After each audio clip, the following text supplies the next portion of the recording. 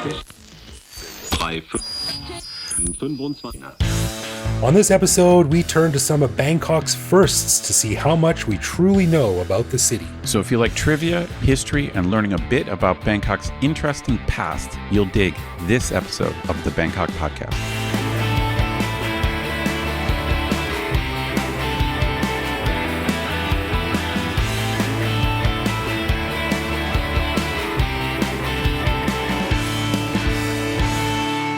Sawadee krap, and welcome to the Bangkok Podcast. My name is Greg Jorgensen, a Canadian who came to Thailand in 2001 to learn the secrets of Thai massage, and it turns out the secret is pain. You got that right, man. Yeah. No doubt about that. And I'm Ed Knuth, an American who came to Thailand on a one-year teaching contract almost 22 years ago. Fell in love with trying to figure out what the mobile fruit vendors are actually selling, and I still haven't figured it out, so I've never left. That's pretty funny. Have you ever seen the ones that, I mean, it's bad enough when they sort of mumble the words like, right.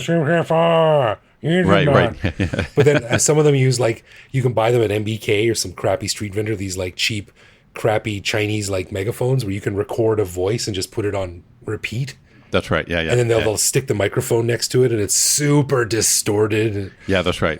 Yeah. So listeners, what we're talking about is these mobile fruit sellers. Usually they're in a pickup truck, but it might be a cart, but they actually have a loudspeaker system. So as they're going down your street, they're yelling, like usually at an inappropriately loud volume, and you're yelling stuff like, we have watermelons, we have mangoes, but it's all in Thai.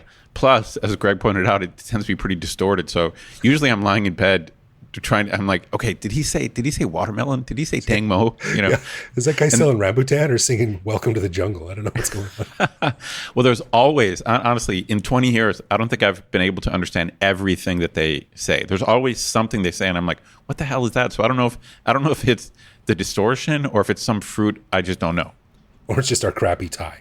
Yeah, well, combination of all three. We know it's that for sure.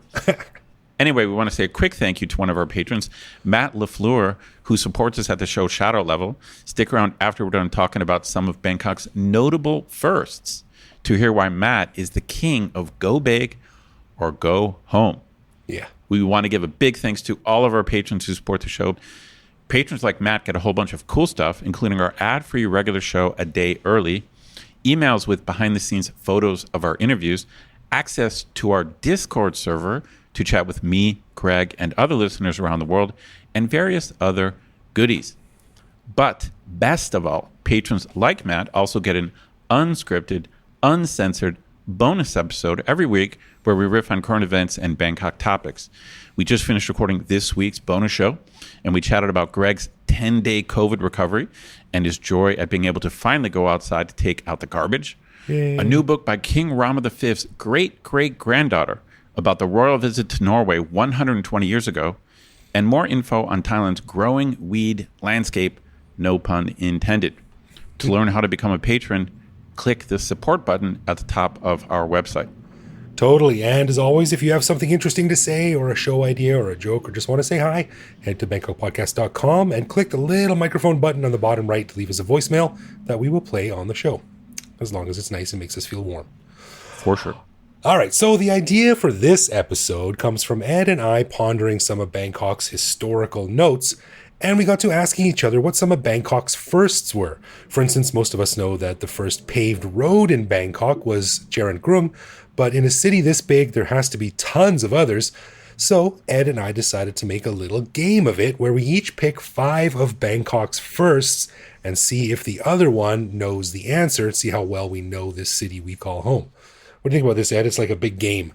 That's right. Well, the answer is going to be not well. I'm not going to know. I'm not going to know. If I get one of these right, I'll be shocked. But I'll do my best. I'll throw guesses out. I think this is always really interesting because we've talked about this before about, the knowledge that you have about Cleveland or that I have about Calgary probably pales in comparison. In my case, definitely pales in comparison to the knowledge I have about Bangkok. Right. So I think it's just as an expat living in a city like this, I think a lot of us are just sort of naturally drawn to these historical footnotes and trivia about the city that, I know I am. No, I agree. I feel as if there's endless things to learn about Bangkok and Thailand. And honestly, I'm not bored of it. I mean, we've talked before about one of the advantages of doing this show is that it's partly an education. That's right. Yeah, that's right. Every show we learn a little bit more. Not saying we remember it. Fun and educational. Fun and educational, right? And we do learn something. It pushes an old bit of information out, like Homer Simpson when he learned a new word and he forgot the word for spoon. But I digress. Anyway, so you want to go first or should I go first? Why don't you go first? All right, I'll go first. So my first question is something that is very near and dear to the heart, the identity of Bangkok. Some would say the DNA of Bangkok. What was Bangkok's first modern shopping mall? Oh, wow. I thought you were going to say something like temple, because you were like, this goes to the DNA of Thai people. The first Buddhist temple. Then you're like, no, shopping mall. Shopping mall. Yeah. Now, I'm not talking about like the massive ones now, but like the first single-use building where people could go to shop for a whole bunch of stuff in one location without having to go to many different stores. If you mean modern, obviously markets existed forever, but a first modern shopping mall, to me, I feel like it's got to be 1950s or 60s. Mm-hmm. I'm just going to throw out 1958. All right, but you got to tell me what it was, not what year it was. What it was? Yeah. I got to know which was the first one? Yeah. I don't know. Is it MBK? Close. I mean, MBK was Thailand's biggest mall when it first opened, and it was like the paragon of its time. It opened in 1985. But the first modern style shopping mall, like a big building where you could go and like spend hours shopping for stuff, was Nightingale Olympic. Oh, never heard of it. Don't know. You've never heard of the Nightingale? Never heard of it. Really? Where is it or was it, and when did it open? Oh, dude, it's famous, man. It was built in 1966. Okay. It is down close to the old Siam, just sort of, I guess, west of Chinatown, on the edge of Pahurat. Okay, now I know what you're talking about. So I just have the vaguest knowledge of it. So I was off by about 10 years or so. Yeah, you're off by about 10 years. And Nightingale, it still stands. And actually, I've never been inside it, but everyone who has, like, it's basically unchanged since like the 1970s. So it's still open? It's still open as far as I know. Oh, wow. But they've still got, like, in like the fitness section, they've got like those old school, like those machines where you wrap a belt around your butt and it goes. Oh, really? And it shakes all your fat. Like that style of stuff they have, and like old. Oh, wow. Like tennis rackets and swimming trunks, not shorts or anything, but trunks. Like. Wow.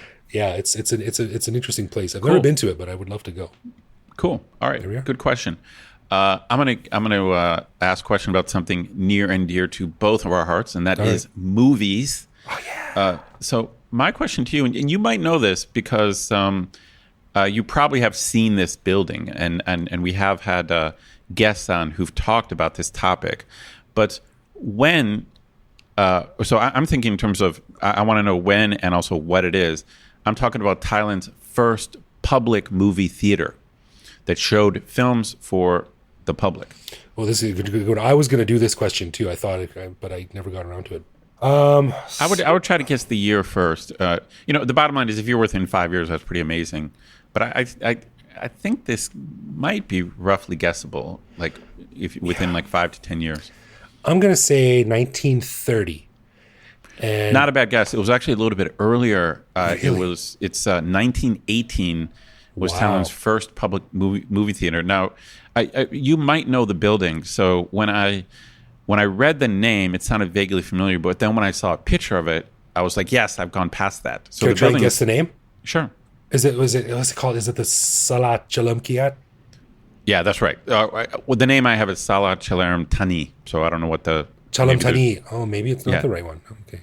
No, I think that's, you're right. There's a couple different names. When I was doing my research, I saw that it has a couple different names. So it's probably the same building. It's that old part of Bangkok. Okay, cool. Wow, 1918. Yeah, it's pretty early, huh? Damn, that's a year before my grandfather was born. Yep, public movie theater. That's pretty crazy, huh? Wow, that's a long time ago. Cool. All right. Hit me. Give me some. Movie theater. All right. Well, this one is kind of easy to guess, but it's an interesting fact nonetheless. What was Bangkok's first bridge across the Chao Phraya River? The very first bridge. The very first, like the first traffic bridge, like big official bridge. I'm sure there have been like bamboo floating things in the past, but I mean, I don't know, dude. That memorial bridge looks old, but I don't know. I don't know if it's still standing. Maybe there's another bridge before that one. I'm gonna go the memorial bridge, but I really don't know. I don't know the answer. And they must have had bridges before that. Okay. Let me just ask this: is the bridge still standing? yes, All right, I'm gonna go memorial bridge then. you got it. It's a memorial bridge. Yeah. Oh, it is. Wow. But I really don't Also know. known as the Rama Sixth Bridge. That's right. I really don't know when. I realized that I don't know if it was some hyper early thing that was used with just like carts going over it, like, or if it was only for automobiles. So I really have no idea when that went up. That went up in 1932. Pretty big year for Bangkok and Thailand. Oh, wow. Oh, 1932. Okay. Yeah. So there must have been automobiles then, although Yes. not many, but not many. That's right. Yeah, and it was built like it can raise like a drawbridge. It raises so the ships can go under it. Oh, very cool. And interestingly, I was reading about it. I did some research about it. It was built by the same company that built the Sydney Harbour Bridge. So they were pretty well known. And also in World War II, at the brief moment when Thailand was allied with Japan, which was sort of occupying Thailand at the time, the Allied bombers tried to blow up the bridge, but they missed it. And funnily enough, instead of hitting the bridge, they hit like a Japanese field hospital and the Japanese command headquarters by accident. Oh, geez. And the Thais were like, damn, these Americans are good at bombing, but it was a total accident. They were trying to blow up the bridge. I love it. That's great. Yeah, so that's the first one. Cool. All right, I got one for you. Now the location, I think you're going to be able to guess, but the year might be a little bit harder. So first McDonald's in Thailand. Oh, I know this one. I mean, look at the shape of my belly. Of course, I know this one. Well, okay. First, the location you're going to know. Which one is the first McDonald's? At Amarin Plaza. Yeah, so Amarin Plaza is the first McDonald's in the country of Thailand, and I'll let you know. I'll throw this out there. When it opened, Thailand was actually the 35th country in the world to get a McDonald's. But what year? And again, if you're within 5, it's not bad. I'm going to say 1982. Damn, you are within 5. You win, yeah? brother. It is 1985. 85. Ooh. I would have thought earlier. So when I was looking this up, honestly, I was thinking it was going to be 1965. For some reason, I thought it'd be earlier. Really? No, I think 80s was the golden years for the golden arches. Maybe for Westernization, maybe it wasn't until the 80s that you started getting Western chains. Because if that was the first McDonald's, it might even be the first Western chain, right? So McDonald's had to get here before Burger King or Wendy's, right? Yeah. There is no Wendy's. Actually, we still don't have a Wendy's, right? No, we don't. No. Was Bill Heineke was in Thailand in 1985, right? Was he? I don't know. Maybe he was getting started. All right. But actually, I got to give you credit for that one. 82 is a good guess, but it is 1985. I remember reading about it because it's just undergoing renovations now. And I think it's still going to stay there, but I'm not sure if it's something big is happening to it right now. I actually ate there yesterday before I went to the Foreign Correspondence Club. There you go. Oh, yeah. It's just upstairs, isn't it? Interesting. 1985, also the same year that Back to the Future came out. There you go. Clearly a connection. Clearly a connection. Also, my very first double date, but I'm getting into the weeds. All right, I got one for you. This one we've talked about on the show before, but I thought I just love this fact. I love this fact because I would have loved to have seen it back then. So before Don Mueang Airport became Thailand's first official real international airport, right? Roughly what area of town was the airport? There was an airfield in Bangkok. We talked about this. Talked about this. There was an airfield in Bangkok that predated Don Mueang. Like the horse track or something, or wasn't it? It was kind of like down right on Sukhumvit or like Rama 1 or something like that. Right? It was like I'll give it to you. Okay. Yeah, it was at the Royal Bangkok Sports Club where they that's right. The horse racing. The horse track. That's what I should have said Royal Bangkok. I remember that. Yeah, that's crazy that there was a landing strip or a little mini airport there. Yeah, I know. It was in use from 1913 to 1914, and it was called the Sapatum Airfield. And then Don Mueang Airport opened in 1914. So technically that one, the smaller one, was the first airport. I wouldn't call it an airport. I would call it an airfield. Because at the time, it was like those old biplanes, like this. Right. Yeah. And I've got. I wonder if they had public flight. I wonder if they had public flights though. Maybe it qualifies as an airport. Maybe they had public flights that you could pay for. I wonder. I'm not sure, actually. I mean, Thais were really advanced about getting movies and stuff. Maybe they were real leaders in the That's right. in the, aviation department. But we'll send some pictures out to our patrons too, because I got a cool picture of the pilot of the airplane using the airfield. He was the first guy to fly an airplane in Thailand. He was a Belgian guy by the name of Charles Vandenborn. And there's a really funny picture of this goofy guy sitting up on in an airplane, and I think he's with he is Prince Chakrapong Panuwat, who is the pilot, who is the passenger. So, oh, cool, yeah, interesting picture. Interesting. All right. Well, my next question is about something else near and dear to our hearts: hot babes. All right, I like it. Everyone knows that Thailand is famous for its beauty pageants and the success of Thai beauty queens in international pageants.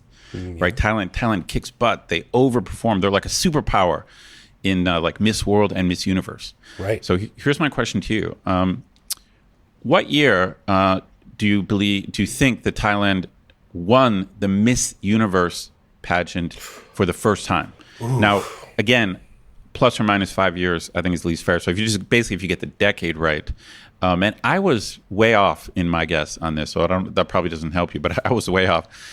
So when did Thailand win Miss Universe for the first time? I think I know who this is, because I think one of my friends is actually related to this woman. Oh, wow. I'm going to say 1965. Holy shit, dude. That is exactly right. Is it 1965? Yes. How did you get that right? I've read about it. I've seen the photos of her. That's incredible. It's funny because I had no idea that Thailand won way back then. So I know Thailand won like in the 90s, like felt relatively recently, but I had no idea that Thailand won Miss Universe that long ago. Yeah, her last name was Hongsakun, right? Yeah, Hongsakun. I have Hongsakuna or something like that. Apasara Hongsakuna. But again, don't come to me or Greg for pronunciation. 1965, dude, you crushed it, dude. Nice, yeah. Well, if there's one thing I know, it's my pretty ladies. Well, again, it just shows you sounding like someone right out of the 80s. But no, but it proves my point that Thailand just outperforms, because especially in 1965, Thailand was a very undeveloped country, yet still they come in first place. They destroy all these first world countries when it comes to beauty. Man, Millie eating mango and sticky rice has nothing on that kind of soft power. That's right. That's the beginning of Thailand's soft power right there. That's right. All right, my turn. I got an interesting question that you will like, but I have to issue a caveat that there's some conflicting information I found online, so I'm not exactly 100% sure this is correct. No worries. But it's the best I could do. So, what year was Bangkok's first elected governor? Wow. So I know a fair amount of Thailand's national political history because I have to teach some of it in my classes. So I know about some of the famous figures we've talked about, like Pibun Songkram and other prime ministers. But I really don't know much about Bangkok's political history. Shoot, man. I wonder if Bangkok's first governor. God, I really don't know about like provincial type history. I mean, it could be, since Bangkok is pretty old. I mean, it could be scary early. But then again, maybe it's maybe the provincial government. Maybe that's like a post World War II thing, since World War II like messed up the country so much. Shoot, I really don't know. I'm gonna go post World War II, but it could be much earlier. 1950. You're actually not so far away, but you are far off, but not too far off. So it's kind of a trick question, because remember, Bangkok only existed in 1971. Because that was the year that Pratnakhon province and Thonburi province merged into Krungthep Mahanakhon, which is as a province. Okay, right. Yeah. So again, I'm thinking you're right. Because I was thinking of the city of Bangkok, which is quite old. But you're talking about the legal entity of Bangkok province. Yeah, the special administrative zone or whatever it's called. I know my friend Scott, the chief pedant of the Bangkok podcast, is pulling his hair out right now. But so when they merged into Krungthep Mahanakhon, the Bangkok Metropolitan Authority was established in 1975, 4 years later, and then governors were appointed until 1985, when Jamlong Srimuang became the first elected governor of Bangkok. Oh wow! Okay, that's even much later than I thought. Wow. Okay, yeah. No, this is great. This is important because we are actually the Bangkok podcast. But when it comes to history, I know much more about the history of Thailand than I know about Bangkok. So this is good. The political history of Bangkok is not my strong point. Yeah, well, it's all good, man. We got to learn something new every time. For sure. I like that. All right, dude, I know you're a huge sports buff and you love sports trivia. So I figured I would ask. It's been a while. We've talked about Thailand at the Olympics. I think we did last summer. We did some timely trivia on Thailand's performance at the Olympics. And I think I talked about Thailand's first gold medal. We talked about that on the show. A boxer named Somluck Kamsing. But that was not Thailand's very first medal ever at the Olympics. Oh, all right. So, the Olympics happens every 4 years. I know you know at least that, Greg. Don't claim ignorance of that. Sure, yes, that's something I know. Yes. So, can you hazard a guess as to when Thailand managed to win just any medal in any sport? So, obviously, gold, silver, or bronze. Man. This is tough, man, because this kind of thing, like, I think I probably would have got this one wrong. I would have been off because this is just, it could be very early, but it could be more, you know what I mean? It's one of those things that is kind of tough to place. When was the first modern Olympics? Like it wasn't that long ago, right? It was only in the 20th century? Or the first modern Olympics is, late 1800s probably, right? Yeah, somewhere around there, yeah. Yeah. Okay, so I'm going to say, I don't know. This is so far out of my wheelhouse. Again, if you get the decade, I'll give you credit. All right, I'm going to say 1971. Damn, you got the decade right, dude. I did? No, first off, you should know the Olympics were in 72. So 72, 76, 80, every 4 years. But okay. I'll give you credit anyway. So actually, it was a bronze medal in boxing in 1976. Oh, wow. Yeah, so I said... if you get the decade and you got the decade, that's pretty good. You got to assume it's going to be something like boxing. Like we've talked before about how Thailand seems to do best in boxing or women's weightlifting. Those are the two like classic guesses. Like for some reason, we've talked about Thailand, like oddly, when you think about how small Thai women seem to be, but the lighter weights of women's weightlifting, they do quite well. So if it's not that, it's got to be boxing. And so the 70s is, I think, a smart guess because by then Thailand is more developed, a little more integrated into like the world sports. So it was 1976. Yeah, well, they're probably riding high off their big Miss Universe win. That's right. Still coasting on that. All right, what do you got for me? All right, now this is a two-part question. You'll probably know the answer to the first part. The second part, maybe not. I'm not sure. But I want you to tell me what was Thailand's, or it is in Bangkok. Okay, so there's the cheat. But Thailand's first official diplomatic relationship with what country? Oh, wow. Now, this kind of political history I really should know, especially since this is national. First official diplomatic. Wow. So yeah, for the country of Siam is what you're saying. That's right. Yeah. Wow. Good. Very good question. So to me, the first hurdle to get over is it going to be some kind of imperial power they're establishing relationships with, or is it going to be a neighbor? So it's either going to be someone like Britain or France, or something like Malaysia, the Kingdom of Malaya, or something like that. Yeah, that's a really good question. So it's either going to be like something close, or some nosy imperialist power. Is there any other kind? Wow, I know there was a visit from French diplomats that was pretty early, so that's probably the safest guess. I'm going to go France. Okay. All right. Close, but incorrect. Very close, but incorrect. Okay. Yeah. The first official diplomatic relations with another country was the Portuguese.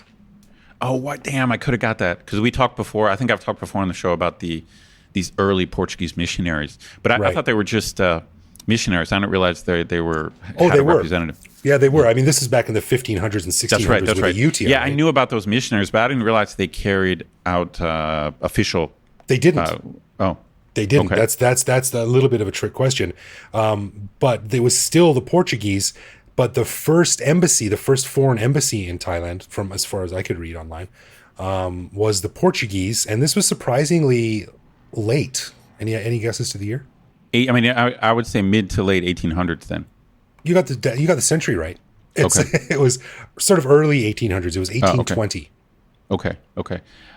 Yeah. So it's funny because Portugal is one of those countries that today, I don't know, you just don't hear about it that much, or it is what it is.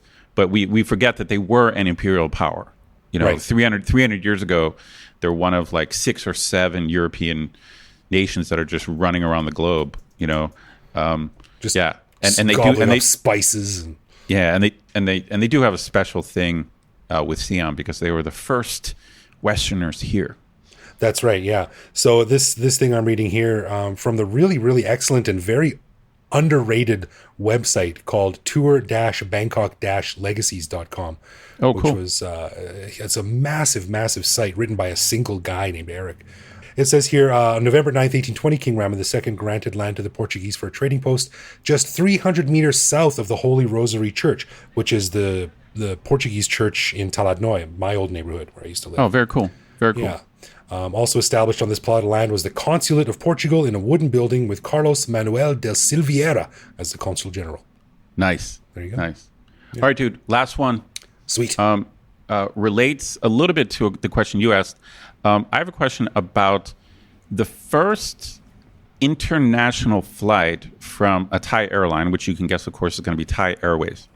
So in what year did Thailand have its first public international flight where people could buy tickets? So I'm sure previous to that, I'm sure they flew internationally privately or maybe flew the king around or something.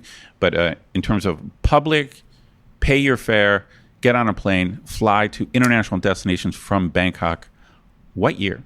Wow, this is a really good question. Well, I don't imagine it was anywhere before the 1950s, because before then, I think air travel was fairly unpredictable. Right. Even international flights. I think international flights in the States started in the 40s, maybe late 40s. Yeah. I mean, Indiana Jones was doing it in the in the 40s, but so I mean, you have to imagine that these kind of things would come a little bit later to Asia. Sure. And I don't know if international flight, was it like a 30-minute flight to Phnom Penh, or was it a longer flight? Yeah, I'm going to say, but it wasn't. It actually, they had multiple flights. I was surprised, to multiple destinations, but I didn't actually see the list of destinations. All right, I'm just going to pull this out of my butt. I think 1956. Damn good guess. It's 1960. So you're actually within 5 years, which is kind of my rule. So that happened. That's a good guess. That's a good guess. 1960. I don't know, for some reason I would have thought it was later.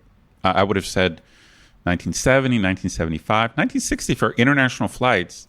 And I think they actually had 9 different destinations. Really? Yeah, in 1960. Wow. That's pretty impressive. I've seen a lot of old photos, these old sort of like romantic, exotic Siam kind of thing.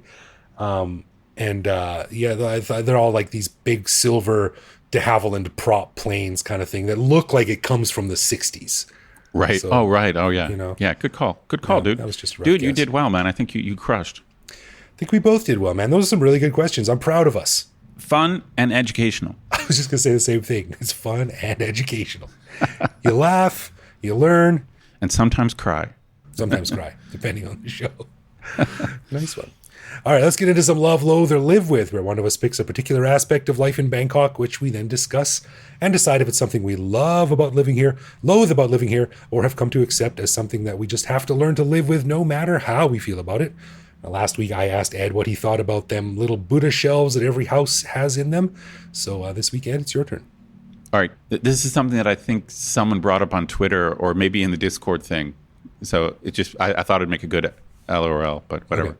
I won't forget about that. All right, I got an easy one. Greg, you sit down at a street restaurant. It's hot out. Yep. It's humid, and the restaurant nicely turns a strong fan in your direction. Yeah, baby. Good or bad? It starts blowing your napkins all over the place. Good. Very good. Oh, you like the fans? I love it. Yeah. The napkins things is a pain in the ass, but I'll take out my phone and put them on top of the pile if I need to. I think that's a small price to pay for the comfort of the breeze. I got to say, I find, okay, I get your point. Maybe there's some threshold temperature where I would agree, but in general, I hate those damn fans. Oh, really? Because they blow shit all over the place, and sometimes it's a spinning fan, and so it's like I put like my phone on top of the napkin, but then the fan turns away, and I pick up my phone, and then the fan comes back, and it blows the napkin again. You know what I mean? Yeah. No, I'm a definite love for that. Oh wow, we rarely are polar opposites, but I'm a loathe. Really? I hate strong restaurant fans. Annoying. Really? Oh, no, I love it. I've got to have wind on me at all times. Actually, during the podcast recording is about the only time in my life that I don't have a fan pointed at me. I can see in the future you having like once you're loaded, because in our future, of course, we will be extremely wealthy. Of course, when we sell the podcast for Joe Rogan money. That's right. You're gonna have a guy following you around with like a fan everywhere you go. Yeah, I'm gonna make sure it's one of those giant banana leaves. Just this guy just flapping. That's great. No, that's funny. Okay, love and All right, I'm a loathe. loathe. I hate. Okay, if it's just a polite, gentle, air, thumbs up. But strong fan, like they think they're doing you a favor, and it starts blowing shit all over the place. Loathe. No, man, I want my rice to barely be staying on the plate. I want that stiff breeze. So funny. Alrighty, we'll just have to agree to disagree on that. True that. So, as we mentioned at the beginning of the show, we'd like to say thank you to Matt Lafleur for lending us his support at the show shout-out level. And Greg, what did you find out about Matt? Well, as it turns out, Matt is someone that I immediately admired when he sent me an email. I asked a little bit of information about him because, man, this dude is jumping into Thailand with both feet. I'm going to call him both feet Lafleur. Oh, wow. I mean, it's a difficult country to get into and wrap your mind around. And a lot of times it's sort of like easing yourself into a warm bath. You don't do it too much, but dude, check this out. He says, I live in Michigan and have never been to Thailand. Last year, I was bored of American TV talking only about COVID, so I searched Netflix for something foreign. I started watching SOTUS, the series, and fell in love with Thailand. Oh, wow. Have you ever heard of SOTUS? No, I have not. I have never heard of it either. I thought it was a State of the Union States or something like that. Yeah, right. Yeah, right. But I looked it up, and it's actually a Thai series about university hazing.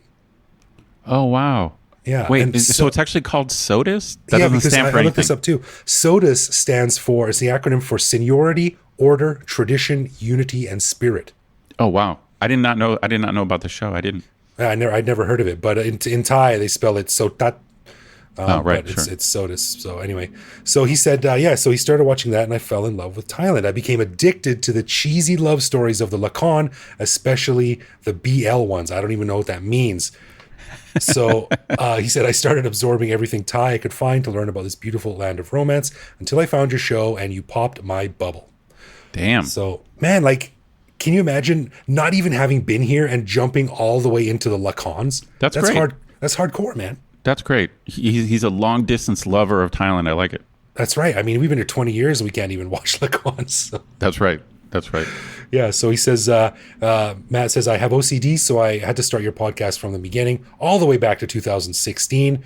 It was fun listening to you and Tony, which actually started in 2010, talk about the new iPhone 3. I remember that. Oh, wow. Then Evo took over to talk about Chang beer and ping pong shows, and then Ed with your conversations that go much deeper.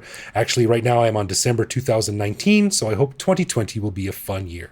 That's incredible, because I have not listened to all those early shows. So maybe he means that he started listening in 2016 to the early shows. Maybe that's what he means. I'm not sure, but I mean, 2016 was when me and Evo started it back up again, but gotcha, me and Tony started in 2010. But either way, Matt, damn, man, you get a merit badge, first of all, for jumping like 4 steps ahead right into the Lakans.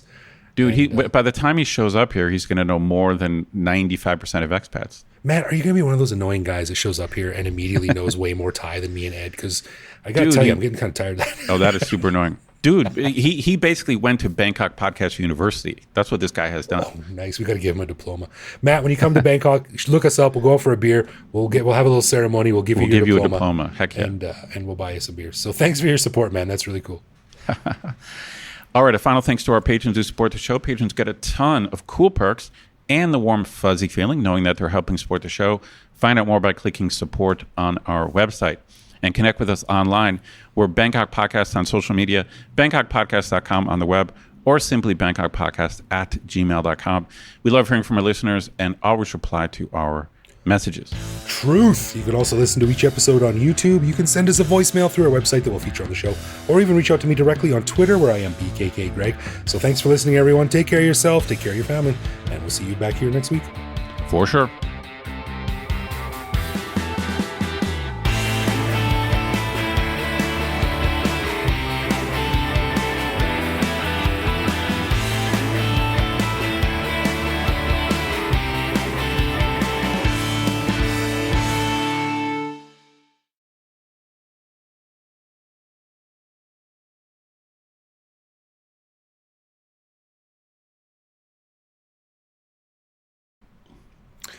I had another very proud dad moment tonight because a few nights ago, my son and I rewatched some of the most enjoyable parts of Terminator 2, like the action scenes and stuff like that. Cool. And he really likes the part where the T-1000, the liquid metal robot, is chasing after the police car and jumps on the back with his like hooks. He's got the hooks, sword right? hands and the hook hands. Yeah. So tonight we were watching The Simpsons, and there's an episode where Homer is chasing after Ned's car, and he's got two golf putters in his hand. Oh, funny! And he jumps and uses it like the T-1000. And my son looks up and he's like, "Hey, it's like the same. It's like the Terminator," which I thought was a super cool way to sort of like introduce him to pop culture parodies and references. So, dude, he's going to be a master of pop culture compared to his classmates. He's gonna it's like he's gonna know this like esoteric special knowledge, Well, yeah, I hope so, but I'm scared that he's going to be like me when I first came here, and I was dropping like Knight Rider jokes and Wayne's World references, and people were like, "What the hell are you talking about?" People here don't watch this. So well, that's what I'm saying. I think he's not going to be normal, dude. Sorry, he's just his chance of being normal is out the window. Especially with me as his dad. Right. Don't tell him. I hope he never hears this. Right. Buddy, if you're listening, I'm just kidding.